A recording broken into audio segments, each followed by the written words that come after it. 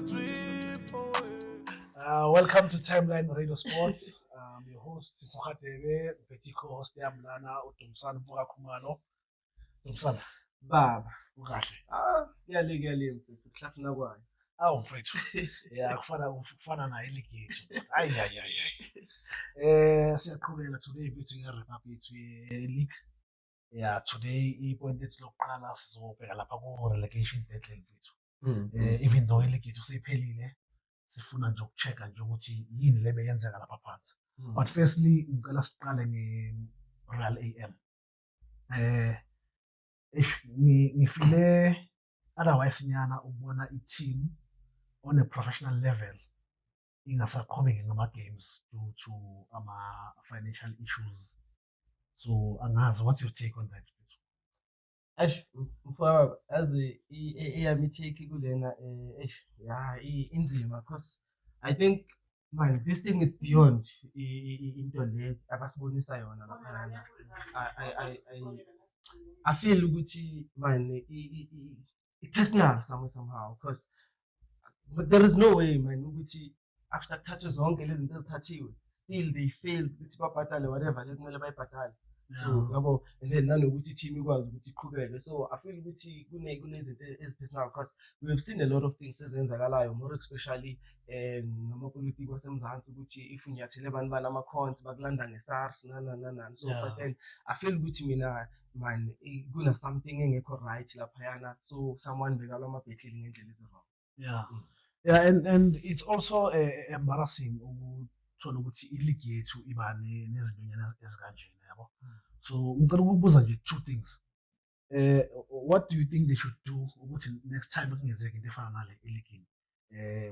Kungabi ne-team stop ukudlala and kugcina sek-affecteka iligi as a whole. Yini nje into ocabanga ukuthi ingenziwa next time? Mina I will say personnel abayi-deployayo laphayana akudeploya abantu abaqualifya for ukuthi bathune leso span mfethu because as I said ukuthi I feel mina lento lena ukuthi i-deep even nakwipolitiki into ezikanjalo yabo. So if uya-check-a most abantu aba-occupy ama-position abantu ukuthi mhlawumbe ugogo wakhe wanqamuka unyawo kuphi yabo. So it's not like ukuthi uya-qualify that person but-ke obviously le opinion yami wabo. So but I feel ukuthi we have ama-players adlalile okuwukuthi now they are struggling and bane-idea ukuthi bangathatha i-part kwinto zama-PSL nana. Like for example, even cause amdala bafethu lo baba. Mdala uDr. Khoza sekamdala bafethu. So if kungatholakala abantu okuwukuthi nesigela siya-align to leyanto leyana yabona and then at least bangaza nama-ideas asharp and then sazi nanokuthi okay sihlukanise ama-personal feelings bafethu. Because mina I feel it was unfair for uMamkhize ukuthi i-team yakhe igcine ihlukumezeka ngale ndlela ehlukumezeke ngayo. Yeah, especially for ama-players mfethu because bona abantu abasemsebenzini and aba-passionate with yabo. Yeah.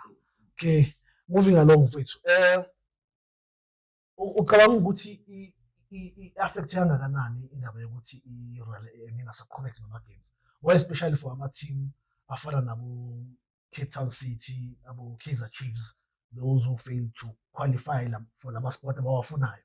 Because if mhlambe bengiyi-Cape Town City, I would say if benidlala no-Real bengizowina ngaba angikho kuma-playoffs namhlanje. Or ngiyi-Kaizer Chiefs ngithi bengizoyidla i-Real AM then ngiqualify for i-top 8. Because more checker i-points difference incane abo 1 point laphaya abo 2 points.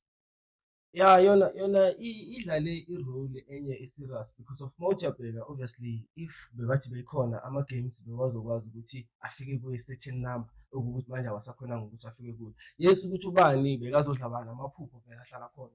Nawe uma uyodlala ne-Sundowns ngizoyishaya i-Sundowns or i-Sundowns uyodlala nobani sizowashaya. So but it does not mean ukuthi izoyenzeka right and there yabo. So yona I think based on indaba yokuthi manje amanye ama-game aya-postpone uke wabona so iya-affect because ne-number yama-points then like ayisafiki laphaya la bekumele ngabe ifike khona. Yes. Especially nama-games sokwela ama-games kuloku aphelele ku-28 and usually kuba yi-8. You see. Yabo. Yeah, no hayi kona kube kubi kakhulu mfethu.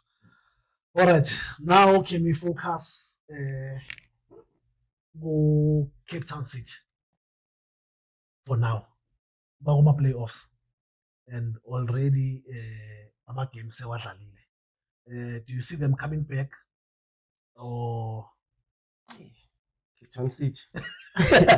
Ayithembisi yazi okokuqala nje ukuthi angi-understand ukuthi ifike kanjani kuma-playoffs yabo. If uyakhumbula masisaqala bengi-write off iMagesi. yeah Mina confidently so I said iMagesi iyahamba because bengingayiboni ibuya. Hhayi nenhlanhla leyo uthandazo amanzi mhlawumbe afafazile or something like that bakwazi ukuthi basurvive, but bengi-write off iMagesi kuwukuthi okay iMagesi nayo isurvivile. So i-Cape Town City angazi ifike kanjani laphayana, yabona leyana ingithathe by surprise. But-ke looking at lama-team lawa edlala nawo ngibona nawo noma adlala against each other alokhu asadlala ama-draw nanani, so anything can happen, but maybe bangasurvive due to ukuthi bona bane-experience nyana yokuba yabona ku-PSL, unlike ukuthi sizothola aboyini castor oil or Castle Stars.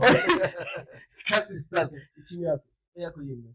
Team yami Yeah. anginayo team. No, sengisho ukuthi le ohamba nayo. No, angihambi namuntu. Oh, uhamba wedwa. No, I said i-Castle Stars ngiyayazi.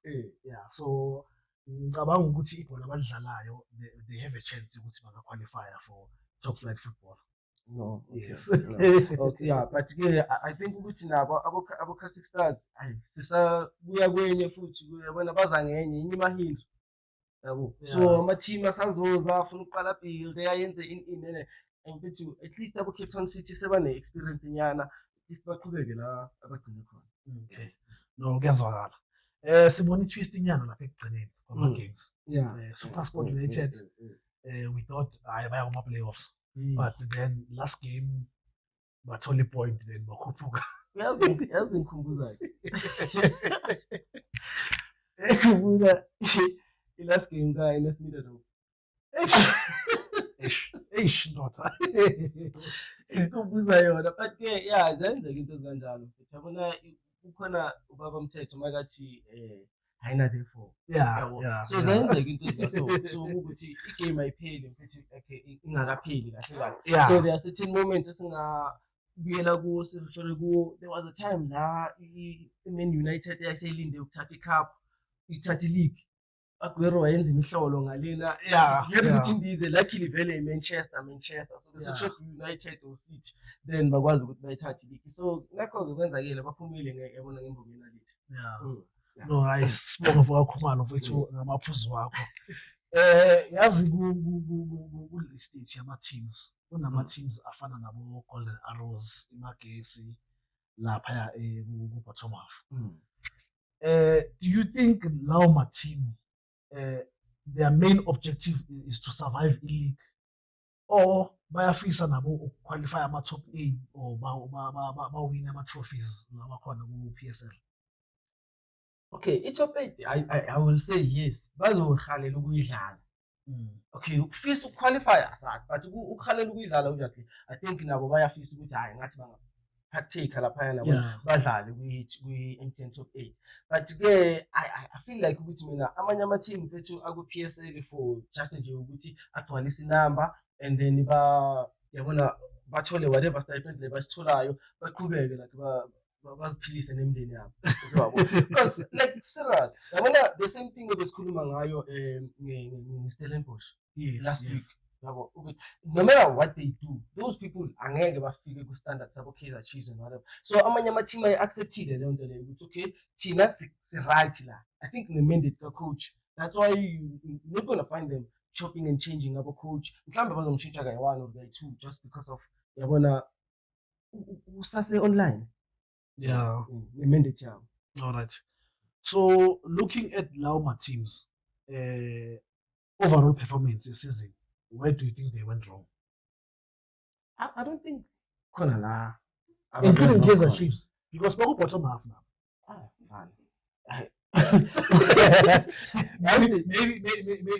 Maybe ama-answers angashintsha uma include. Yeah, azoshintsha ama-answers wami because I feel ukuthi i-problem i-Chiefs iqale from way back. Okay wabo, iqale from way back.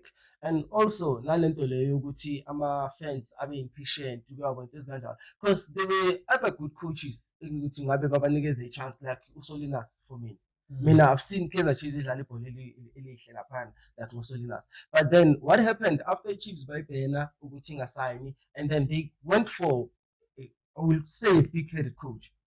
Yabo, uGavin Hunt. For me now, I wasn't gonna go for Gavin Hunt because Gavin Hunt has already achieved almost everything as a coach. So I'll sign a player and then you would rather take your Atazwane, your Dylan Shepard, and then push it lapayana, ubanikeze multi-choice yabo ukuthi okay, with whatever that you have, and then hlanganisani ne-DDCA, and then nibone ukuthi niphuma kanjani. And then I think the Chiefs it was gonna be better.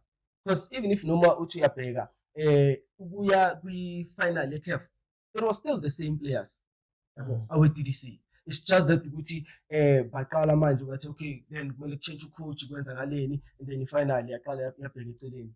But according to my information, Kevin Hunt will lead the Kaizer Chiefs to a semi-final CAF. Yes, I understand ukuthi Kevin Hunt bekakhona. Yeah. Yes, bekakhona. Uthathe ipart laphayana, but mangabe kuzo change i-coach ukuthi kufika mangabe kufika kwi-final bekufakwa bani, because uKevin Hunt uyishiyile i-Chiefs and then waqhubeka kwatazwane and then kwasayina uStuart Baxter. Yeah. If you so what's your point, Kevin Hunt? My point is, okay, Kevin Hunt is a good coach. Yes. Even though I'm not a fan style Saka's alive, but for a good coach, ongamsayinela ama-player, then pointless. Fana nokuthi uphethe ibhamu ezingena amabullet. Okay, so when your point is i-Chiefs bengamelanga ithathe Kevin Hunt because bengakhona ukusayina at that time. Yes. Okay. So they should have given uAtazwane na whoever bekanaye kwi-multi-choice, and then bakwazi ukuthi baqhubeke ne-team ngaleso sikhathi leso. And then nangabe basayina ucoach-ke nge-season elandelayo, that's when bazokwazi ukuthi basayina ucoach bamnikeze nama-player awadingayo. All right.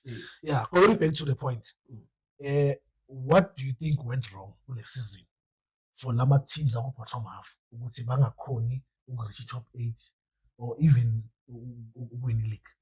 Okay, I'm a team of bottom half. Most of them, besides the Kaizer Chiefs, I think are comfortable. Labacon. Okay. Besides, I love about good relegation. So we're comfortable because obviously, Super Sports looks survive relegation at the end of the day. Then they've achieved that. So for me now, I'm touch as an which is an underperformance, but then it's touch as an achievement for them. Super Sports. Yeah. And then Kaizer Chiefs, you and your team which singati. Based on in numbers, they don't deserve to be where they are. Yeah. But laba abanye mfethu kusekhaya lapha. Basamazile kungathi kumnandi. Nothing went wrong. Besides, if sizokhuluma ngokuthi something went wrong, that will be on Kaizer Chiefs. Nakho ukuthi still akuna next esizothi wrong. It's a matter of ukuthi coach uyafika and then kumele simnikeze isikhathi. Yeah. At least akwazi adjust. So do you think Super Sport as usho ukuthi wena ubona ukuthi i-achievement ukuthi ba-survive i-relegation, do you think when the league mayiqala, when the league starts, that was their objective ukuthi this season we must survive? No, it wouldn't be their objection. Obviously, big dream. Yeah. Everyone wants to buy Leicester, win, nemagesi yathi mayifika yazi ukuthi izothatha i-league. Yabo. But mawuthiyabheka ayenzeki ngaleyo ndlela leyo, but at the end of the day kuyafika lesikhathi sokuthi okay ube real to yourself, uzitshela ukuthi as in la, then this is what I have to do, I have to survive. Because at the end of the day there was no way ukuthi imagesi benga-expect ukuthi mhlawumbe ngaba ku-top 4 or ibe ku-top 2 or something like that. So they knew vele ukuthi basazostruggle ukuthi bakwazi ukuthi basettle kwi-league. So basurvivile, and then in-next season ile ezosho kuye manje ukuthi are they there for like real or mhlawumbe like basazona, because it's not the first time when uzobona i-team i-survivor i-first season yayo and then second season bese like babuyele emuva, yabo. So angeke kube i-plan vele ukuthi sithi bayaphuma bathi bafuna ukuzo-survive i-relegation or something like that, but bona bafuna ukuhlala ku-PSL. But kuba realistic uthi uyabheka okay uza nama-player mhlawumbe uza ngama-player ukuthi ahola ama-5,000 laphayana ahola inini, angeke u-expect ukuthi bazodeliver the same as ama-player wama-Pirates, ama-player wama-Sundowns or Kaizer Chiefs. Yeah. All right. So looking at i-position yama-team, nama-situation abakuyo. For instance, let's take i-Royal AM manje. What do you think will happen to i-morale yama-players, especially laba currently abebadlalela i-Royal AM? It's difficult. I think also sikhumbule ukuthi mangabe uthi unikeze opportunity ukuthi ube ku-field ukuthi uzimakethe nawe nakho uzithengise to your best ability yabo. So mina okwamanje it's a two-way street because omunye uzothatha as an opportunity ukuthi okay angakwazi ukuthi aqhubeke ayodlala or afune like ispani kwenye ikhampani. Omunye uzoyithatha ngokuthi okay yazi ngathi it's the end of the world because siyabantu asithathe ama-failure or ama-achievements ngendlela ezifanayo. Okay wabo. So like yona it was bad more especially for ama-player ngathi sewathi ukukhula because of akukho lula ukuthi those players bakwazi ukuthi futhi baphinde bayosayina kwamanye ama-team. Like not every player is Basekama. Yes, ukuthi at the age of 31 usazoyothola i-contract engathi You know, touching on that, I saw a lot of Kaizer Chiefs fans. They are not really happy about that interest kamako. So I don't know when uyibona kanjani since Kaizer Chiefs siyazi kumele isayine more players and obviously bazodlala i-CAF Confederation ngapha then going back to PSL nama-trophies wakhona. Okay, I don't think it's about signing more players with Kaizer Chiefs. Yes, it's about signing more quality players. Yes. So for me he left the cage. Bengakabi stable nayo. Okay wabo. So with uMako ne-age yakhe akusiwo umuntu engathi manje okay mhlambe uyeza just nje for ukuthi afake yabona that motivation. Yabona manje umuntu omdala akakubonisa indlela because laphana sinabo Happy Mashiyane, they are still young. U-Cross naye yabona sinini uyashisa sinini uyabanda but bese sinethemba ukuthi singathi sekuyasondela. So I think uMako angayifaka unayo leyo experience leyo so uzosiza even young players ukuthi at least bakwazi ukuthi yabona bafinyelele kuleya level leya. So I don't take it as a bad signing. Difficult, very difficult, yes. But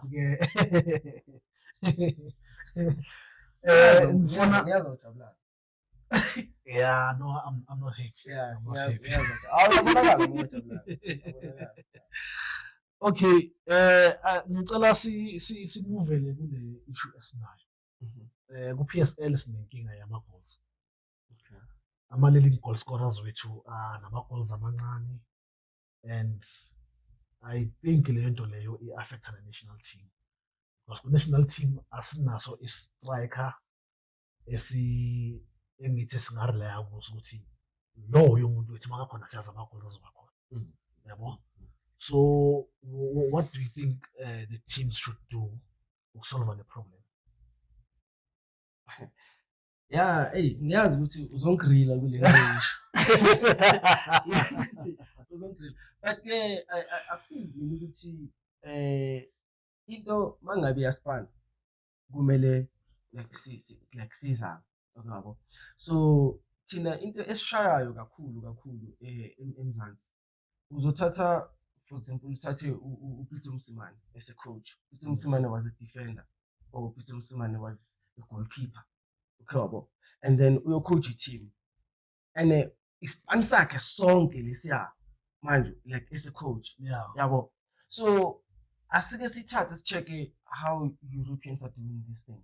Yabo. There is a manager a team lethi nesibiza coach and then kune striker coach, kune defender coach, kune midfielder coach. So someone who knows that thing or someone who went to school for that. So thina sifuna ukuthi sithathe yonke lento lena umthwalo oyi-1 so trust just that one person. Okay. So I think that's where now the problem starts because of now if Manchester United will hire Benny McCarthy as a striker coach, Benny McCarthy knows ukuthi kahle kahle mase boxing kwenzakalani kumele wenzeni. How now do you release i-pressure mangabe mhlamba usakori kakhulu kumele wenzeni yabo. So ukwazi ukuthi akuphe like le nto la. So I think we need those as well like South Africa. ukuthi sibe na someone ozofocus and ukuthi okay, this is what we do. Because sometimes ngokubona ama-clips wamanye ama-team bathi village angazi bayajima or bayenzani like nje ngathi ama-aerobics awutholi kahle kahle ukuthi kwenzakalani yabo. So but if you having someone uzothi okay nazi i-striker laphayana ngifuna ukudila ne-striker and then i-manager or i-coach it goes to that person ukuthi okay yazini ubani bani hayi u-improve-ile la nala nala and then mangabe ungamsebenzisa ngale ndlela nale ndlela le and then sizokwazi ukuthi sikwazi ukuthola amagoli. Okay. Have you ever come across the team sheet? The team of PSL? Because in the lineup your team, then even I'm coaches. Okay. So there, this is the goalkeeper coach. Yeah. The PSL. Yeah. Yeah. Goalkeeper coach, yes. Striker coach. Aye. Fitness. Fitness. No, but corner. Angeke ngize ngithi kuwonke ama-team but kula ma-team engisengiwabonile ama-team wethu who is the striker coach se-Pirates? I don't know their names even nako-Chiefs nako-Sundowns, okay. But I know they're there. One thing that I've seen into ebayenzayo abo-coach ba-deploya more ama-assistant coach kunezinto ezifana nalezo yabo. Esikhathini esebhayi kuyenzwa like leyo nto leyo uzothola ukuthi mangabe kuyenza i-assistant coach kuzomele ibe ne-B team i-coach athathe i-A team so uyazi ukuthi ubani abayodlala then kuyabhekwa ngapha lo uthathe i-best yakhe nalona uthathe i-best yakhe but ukuthi si-focus nje ukuthi okay now lesi striker coach dila ne-striker nje straight umsebenzi wakho uyavuka nje azobhekana ne-striker. I don't have such.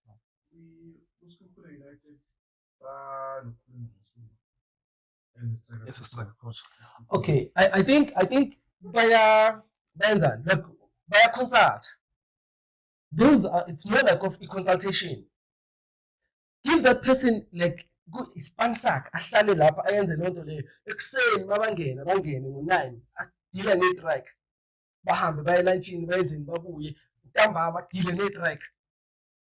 Yeah, that's why I don't agree now with the point because I know ukuthi as a team you can't have a goalkeeper coach bese ungabi ne-striker coach ungabi ne-middle coach because zonke lezi zinto lezi zihlukene yabo and wonke lama-department azofuna ama-coach wakhona. U-coach yes ucheck-a overall ne but kunabantu njengoba basho ukuthi kusikhukhune ukhona izingesi uyi-striker coach. PSL is only 2 teams. One of striker coach, which is Sikhukhune and Orlando Pirates. Which is Orlando Pirates, Kamalaki who scored Sheffield Day. Yeah. Okay, so the fact that it's only 2 teams, then that means it can be regarded as something that it's not there, something that they are still implementing. Yeah. Yes. Yeah. So okay. Yeah, the reason why I was raising in Yama Europeans striker coach, it's because of how they take this thing in training. For example, Tina ama player wethu abanayo le nto le. Ama player wethu mawajima ngo9 ekuseni, ajima ngo9 ekuseni, ngo3 ntambama kuphi adla amagwinya akuphi even the diet yabo nana. No, but that's how they are. That's how they are. So this is not like ispan according to them. Yabona mawusuka wena uvuke ekuseni ugeza uyespanini sakho uyazi ukuthi mawungena ngo9 uyophuma ngo5 or uyophuma ngo4. It does not happen leyo nto leyo naturally. It does not happen naturally. I will talk about it naturally. It does not happen naturally. And look at the village that's natural. Angikhulumi ke ngeMayfair bazohlala phi ke Mayfair if singathi bahlale from ngo8 ekuseni till ngo5 ntambama. Mntungwana, that's a very bold statement to say on TV. Also, function check but 4 hours a day. Most of my team PSL, which is not enough because overseas it's 9 to 5. Yeah. 4 hours a day. Yeah, I also think I'm a player now, maybe as pusher on. Considering the effect of this span is if ujimile, let's say uyajima ngo8 ekuseni, then uqede 4 hours yakho. Mhlawumbe in the afternoon ungabuya uzenzele extra work wena. Basically, uzipusha wena ungayi ne-team like what do you think umthetho? It should be. Yes ngiyavuma kumele kube umthetho but currently umthetho akakabi khona so esiplayer wena njengeplayer elifuna ukudlala overseas njengeplayer elifuna ukuba i-player of the season ku-PSL siphushe kuqala manje ukuthi the time ifika lento lesojwayele wena utrainer extra hours because manje that means sizoba ne-problem fatigue more sinayo manje so yabona mase ikhona kuzoba worse yabo so angiyiphikisa indaba yokuthi akube umthetho but all I'm saying is ama-player awasisize wona manje.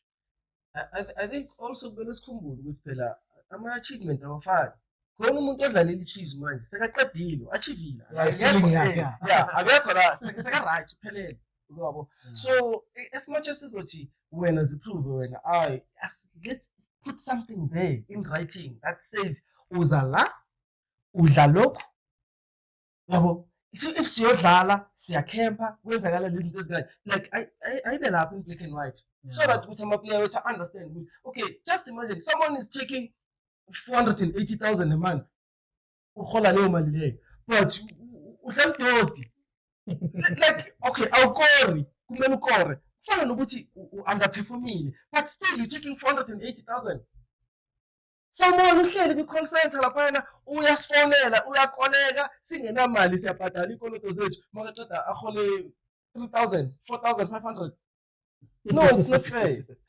No iyazwakala iphuzu lakho Mr. Khumalo yeah even though somewhere somehow ngifila ngathi uhashnyana nawe ngazi ukuthi no but South Africa I think they are too lenient when it comes to izinto eziserious and it goes back to my first point ukuthi ipolitiki imoshe izinto eziningi kakhulu yabo ipolitiki imoshe izinto eziningi kakhulu I don't know maybe because of even the history ye-soccer ukuthi okay maybe izifike kule popularity it's because of beyinayo influence yayo but imoshe kakhulu and then as soon as we start to focus ukuthi okay i-soccer it's a business as much as we entertainment and then si-deploy abantu aba-relevant and then I think yonke into izoba right. Yeah no ngiyazwakala Mr. K moving along ngicela sicheke ama-teams lawa bewachopha kakhulu abo-coach ama-team wethu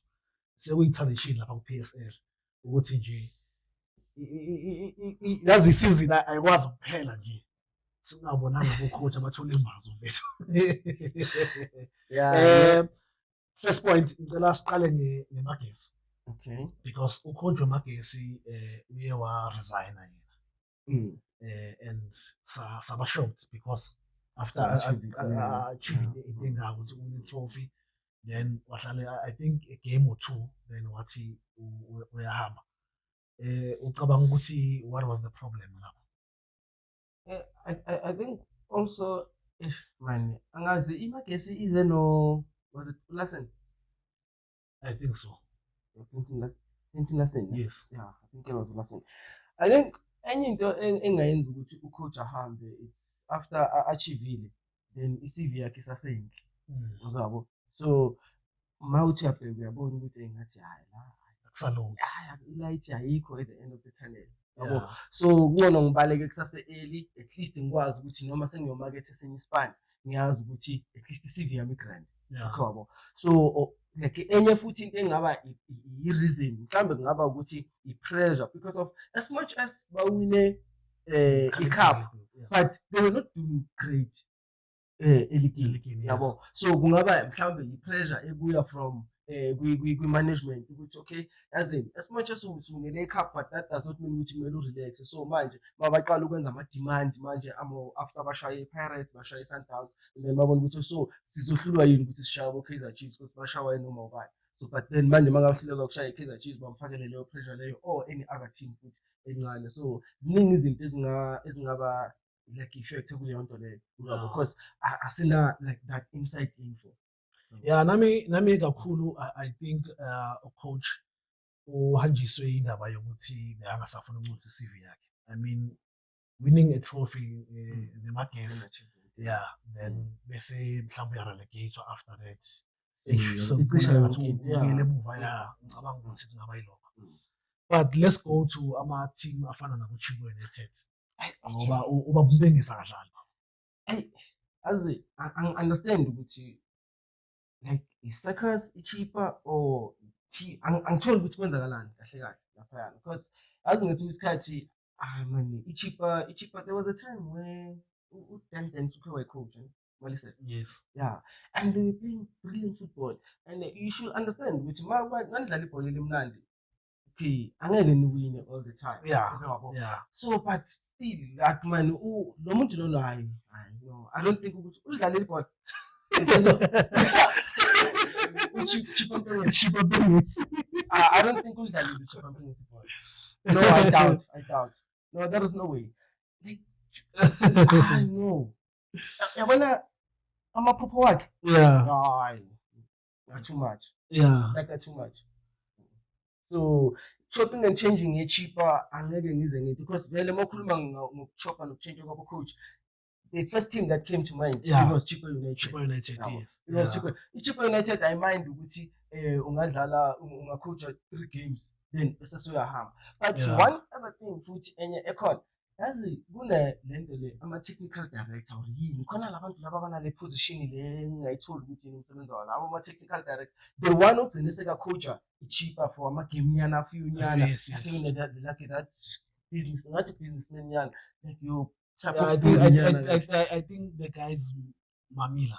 Sibonga sakhe Mamila. Yena lo. Ngiyamkhumbula nje uke wadla Chiefs then waqala waba nomsindo then wanyamala. Yabo. So nabo labo bantu labo feel like ukuthi baba ne-influence because at the end of the day if mina ngiyothenga iplayer ucoach angalifuni futhi mina ngiyalithanda lela player leya so mina nginendlela engifuna ukuthi lela player lidlaliswe ngayo so if coach akayisupport leya nto leya and then nami ngizoba ne-influence ukuthi ucoach yakhe kumele ahambe. Yeah. Chippa, Chippa better known as Chippa. I never played the professional football ever. I played out amateur striker in his village. I was playing in number 11 with a keen eye for goal.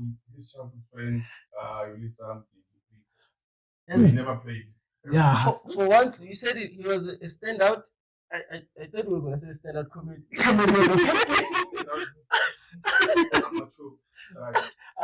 No, that guy is a comedian. Like he's a clown. Yeah. Like he's a clown. I don't think we could understand that industry, like football, how to run that thing. Yeah. All right. Moving along. Do you think this thing you chop my coaches yasebenza looking at the Golden Arrows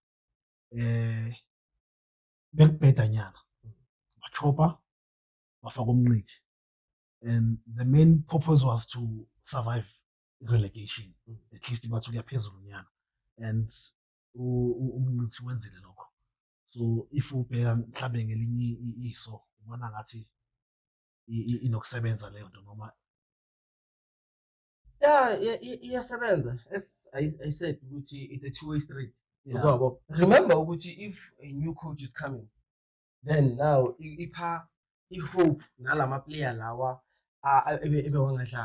now they start performing because of remember if on a player elingadlali and then like lose hope with time or am I good enough or like self-esteem iba low. So but as soon as a new coach is coming nama player ba revived because afuna prove coach omusha ukuthi yazi I'm capable I can be able to do this because elinye player ukuthi alidlali nje because of akusi favorite ka coach but he good so iyasiza but kwamanye ama-team uthola ukuthi ayisizi because of ucoach mangabafika kusamele futhi aphinde aqale kabusha understand lawo ma-player lawo and then azama ama-pattern wakhe because the other mistake that coaches do it's like ufika ku-Sundowns i-Sundowns is winning uRulani uyilele foundation yakhe and then you wanna chop and change everything just because of awufuna ukuqhubeka ngale nto leya kaRulani ufuna uku-implement yakhe iphilosophy unlike ukuthi okay kancane if mhlawumbe ufuna ukukhipha umkwena uyekela uGrant then mawusothola i-replacement kaGrant then umkhiphe naye kanjalo not ukuthi nje suyafika so-change 8 men yabo so if bongathathwa ube coach Orlando Pirates you mean bongeke wenza ama-changes kwamanje bawufika nje with the current squad ekhona. Yeah, I wouldn't do much changes. Awusabe ukuthi some fans they would say ukhuluma coach nawo uqhubeka ngomsebenzi kaRivera. No, angithi into okumele si-understand ukuthi yabona ama-fans awuthami abanye abantu ama-fans if i-team ngingafike ngithathe ngiqhubeke ngomsebenzi kaRivera bese ngiwina i-league bazojabula ekugcineni yabo so ngidilivile at the end of the day mina into engifuna ukuyifaka laphayana ngifuna ukuthi ngizofaka my style of play and if totally different from kusaka Jose and then kuzomele ngibe patient kumele ngizame ukusifaka kancane because angeke ngizofika nje sengifike ngithi thina sesidlala i-9-1 yabo 9 defenders and 1 striker. No, I still need to understand ukuthi okay abonkothi baya-enjoy ukubamba ibhola abomfukeng baya-enjoy ukubamba ibhola. I still need to give them that freedom ukuthi okay ithathe leya freedom leya but-ke mhlawumbe ngizothi uma ngabe uqeda ukushaya leya vala yakho ntwana yami ungasajiki ubhekele then bheka ukuthi ubani uzovela la esayidini then or uHotho uzovela senze inkinga but kumele at least ngizame ukuthi ngisebenzise into esebenzayo and then ngizame nami ukuthi ngifake nendlela lengifuna ukuthi badlale ngayo. No, akuyazwakala mfowethu. Ngicela sithathe i-Club World Cup before sisibaleka. Sinama teams ase-Africa laphayana but our main focus ngicela sifocus ku-Sundowns team yasekhaya. Kule group abakuyo. Straight. Kule group abakuyo think qualify for knockouts. Banani konje bane Dortmund. Yes, bane Dortmund, I think bane River Plate. Yes, Brazil. River Plate, it should be Argentina, I think. River Plate, not Brazil. River Plate. Yes, let's check it for it. River Plate. River Plate. Yes. Plate. Let's check it in group in Sundowns. Yeah. Club World Cup. Mina mfowethu angiboni awubona ukuthi bazoqualify for knockouts. Reason being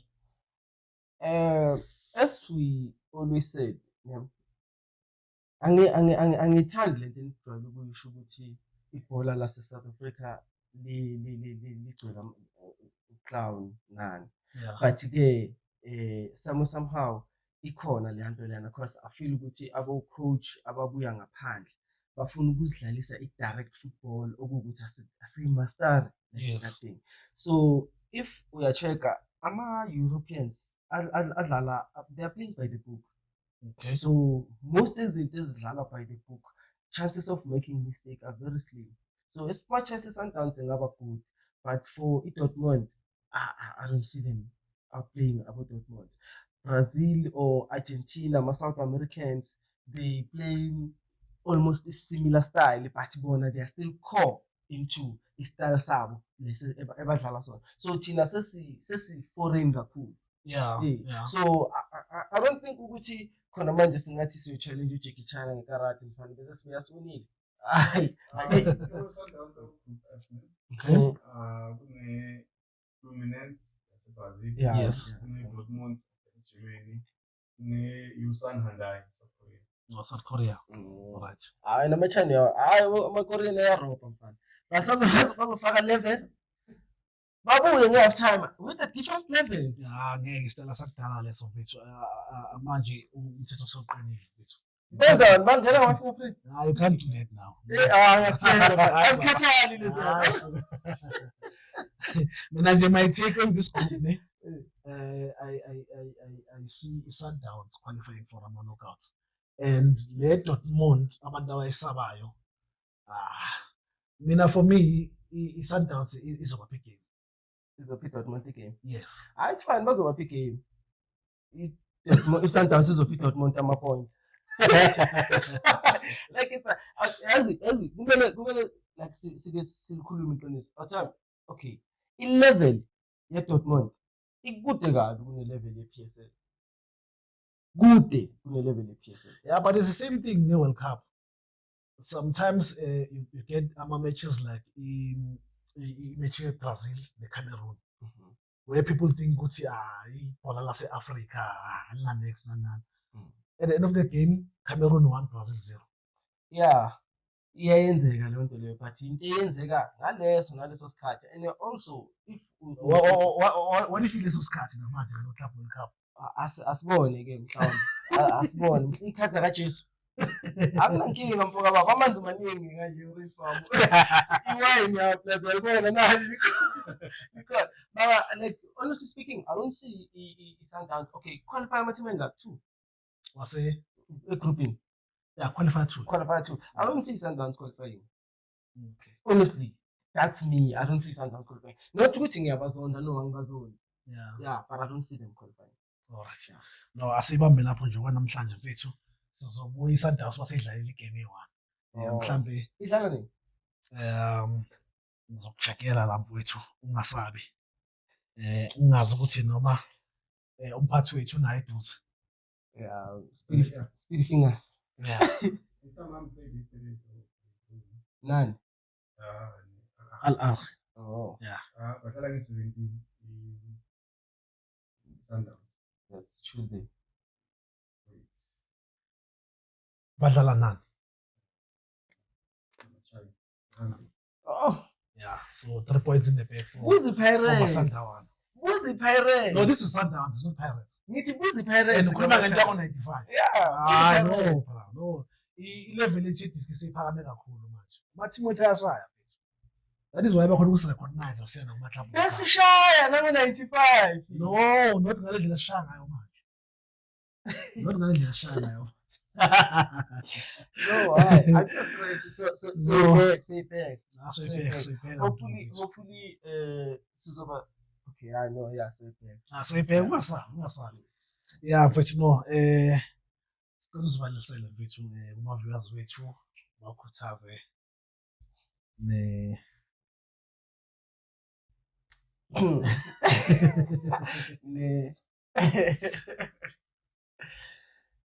okay, yeah, ne yazi mfoka baba, ithuba phela leli lokuvalelisa lokukhuluma ngama-viewers, sikhuluma bathi millions of South Africans.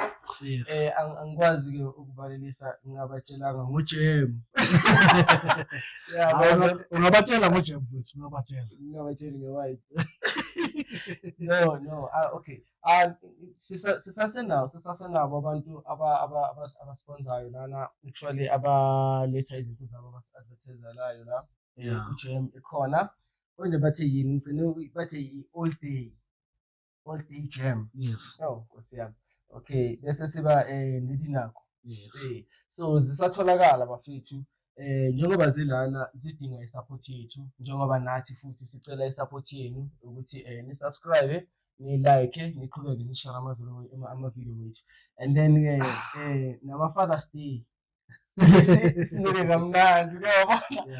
Sesi-edile-ke njengoba besicelile na last week ukuthi hayi azize more especially ama-products ase-Orange Farm awasondele sikwazi ukuthi sibonise ukuthi it's not about ezinye izinto ezi-wrong ezivezwayo kuphela ngo-Orange Farm. There are so many things ezi-right ekasi. We have i-timeline, sinikeza i-platform. Siyabonga ngalokho, and then siyacela ukuthi niqhubeke nisupporteni more especially ama-local branded things ezala ekasi lethu ase-Orange Farm. So yeah, asiqhubekeni sisubscribe-eni, silayikeni, sishare nama-video, sitshele nabangani bethu ukuthi bazobona uphulani. No, sibonge bafethu, sibonge kakhulu kuma-sponsors, idinako all day namakhulumi wethu by VTech. That's it for Timeline Radio. Siyabonga kakhulu bafethu. Good night.